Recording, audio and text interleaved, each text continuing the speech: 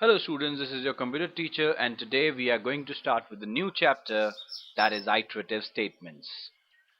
In this chapter and in this lecture we are going to study about for statement, that is what are looping statements basically, and in the introduction we will cover the iterative statements introduction. We'll also cover in operator and range function, and at last we'll do the while statement.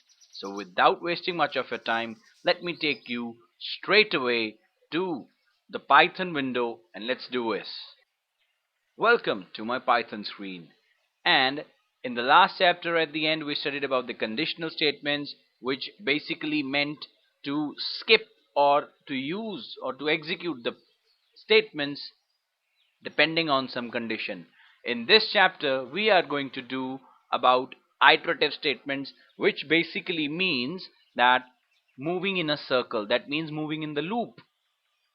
If I want to execute a particular statement again and again and again by changing the values, you have to understand this catch: by changing the value, then we have to use the iterative statements. Now the example here could be very simple. If I want to print the odd numbers until 100, this could be the thing.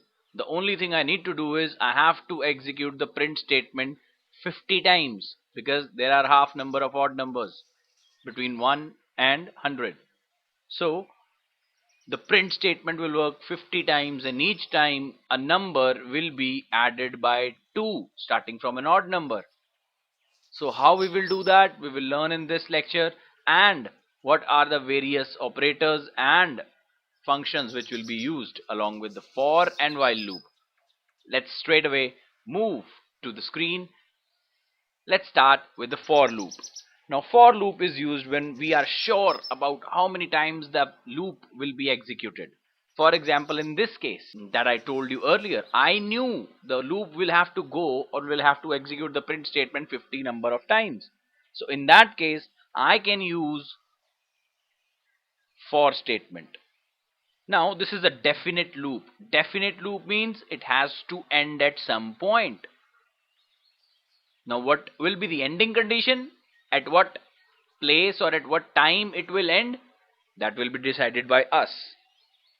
Now the variable which is used to decide that is known as the decisive variable or the decision variable.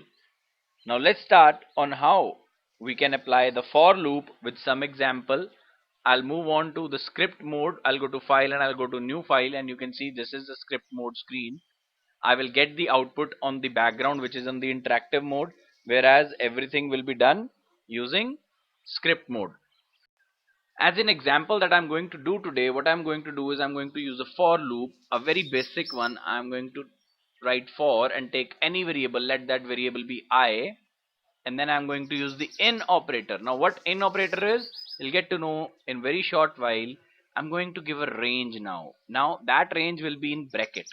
For I in, now that sequence I have to type down, for example 10, 20, 30, 40, etc. You can write any sequence, and then I have to put a colon sign, just like when we used to do in the conditional statements. I'll press enter. You will see the indent here between the starting point, and then I'm going to print the value of I. As simple as that. I'm going to save this file at my favorite location where I keep all the Python files, in documents, and in documents I always have a Python files name folder. You can create your own just like that, and then I'm going to save it with the name. I'll replace, and I'm going to run it using a shortcut key which is F5, and now you will see the output in no time on the Python interactive mode, and now you can see 10, 20, 30, 40.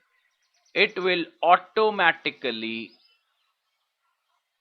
reiterate or repeat this print statements as many number of times these values which are written in range.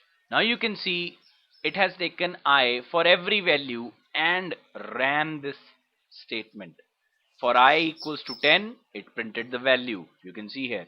For I equals to 20, it printed the value just like here. Similar for 30 and 40. As simple as that. Now in simple brackets we can only write the numbers and separate them using commas.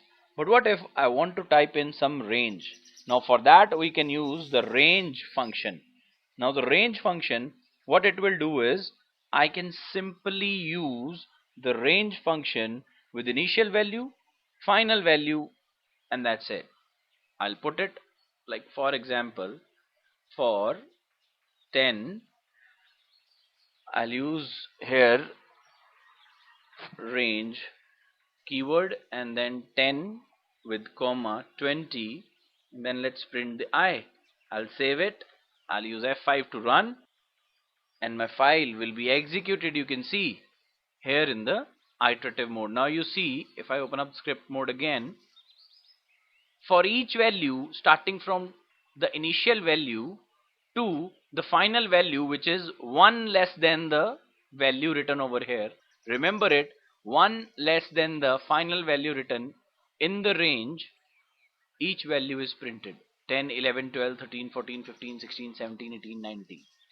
So if I ask you to write down the numbers, natural numbers from 1 to 100, doing it by hand will take so much of time, but here in computers it will just take you a single second. Create this 2-line program, save it, run it, and you will see by default it will start from the initial value and go to the final value, which is 1 less than the number mentioned.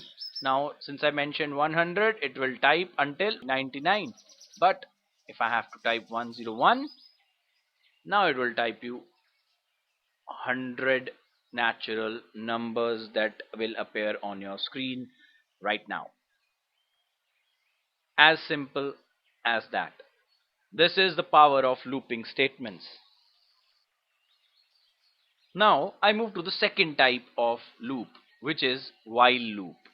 Now let me just close this script mode and I'll go to another file. Let's create another file in the script mode and let it be this one. I'll keep it on the side.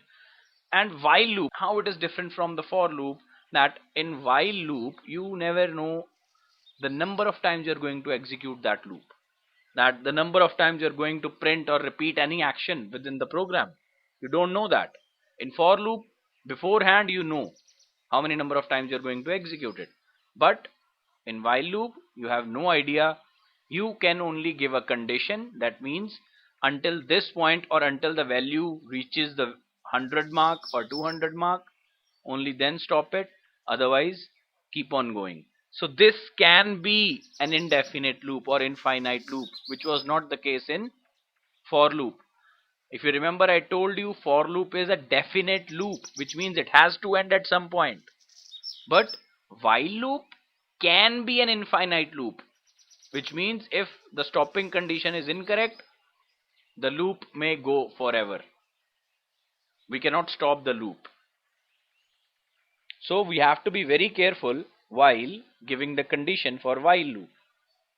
So in while loop, we have to first initialize the variable and then we have to write down the condition, which will be tested every time. If the condition is true, it will run the iteration. If the condition is false, it will stop.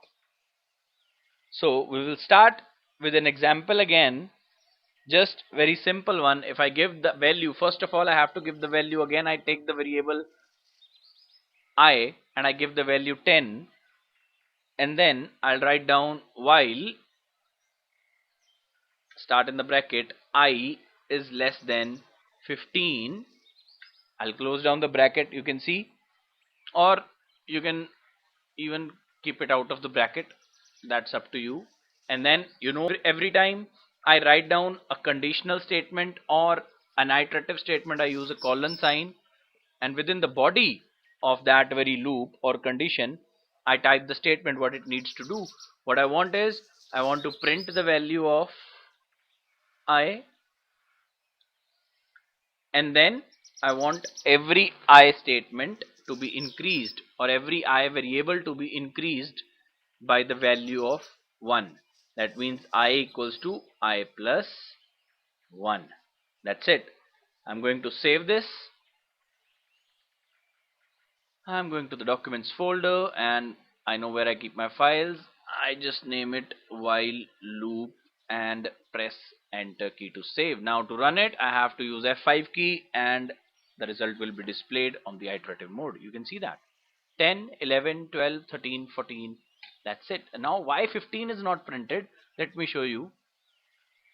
I have written when I is less than 15. While I is less than 15. As initial value is 10, it will start from 10. Since 10 is less than 15, which condition is true, it has printed 10. And then it has increased the value of I with 1 and then it becomes 11. It again goes back, since it is a loop. 11 is less than 15, condition is true, it has printed 11. Now the value has been increased by 1 again, which will make it 12. Similarly for 13, similarly for 14. Now when 14 is taken here, it will print 14 as you can see it on the screen on the left hand side, and it will increase the value by 1 again as usual. Now that 14 will be converted to 15, and now when it will go back, since 15 is not less than 15 but 15 is equal to 15, so this condition will be false, hence the loop will stop. You getting my point? So we have to provide this condition very carefully. Now if I change the sign like this, since I is greater than 15, for the very first value, since I is 10, it will not execute. But if I change the value over here like 16, now this becomes an infinite loop, since at the very first instance when I is 16, it has taken the value which is greater than 15. This will run, and every time the value will increase only, so this condition will always remain true. It will never become false, because the value of I can never be less than 15, because it started from 16 and every time a number is added to it. When the number is added to it, it can never decrease, it will only increase. So this is the infinite loop, a perfect example of infinite loop, and which will result in the loop not getting exited or stopped. So I'm not going to run it because it will hang my computer otherwise. So this is it from today's lecture. I hope you all learned something new today. If you have any doubts, you can reach out to me, and until the next time, stay home, stay safe, stay healthy. Thank you.